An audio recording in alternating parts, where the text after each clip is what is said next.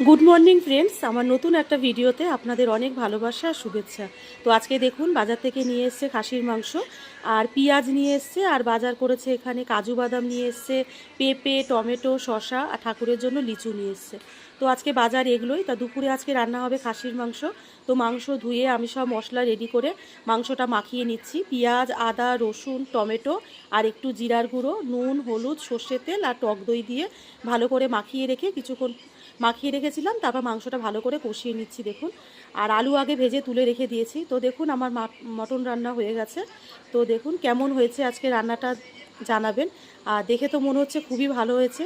আর এটা যেহেতু রেয়াজি মাংস, আমি একদমই তেল কম দিয়েছি, কারণ রেয়াজি মাংসে তেলটা কম লাগে।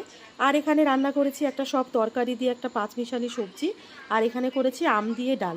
আর বেশি কিছু রান্না করিনি, আর আগের দিনে রান্না ছিল ওগুলো দিয়েই হয়ে গেছে। তো এখানে সবাই খেতে বসে গেছে দেখুন। তো কেমন লাগলো ভিডিওটি জানাবেন।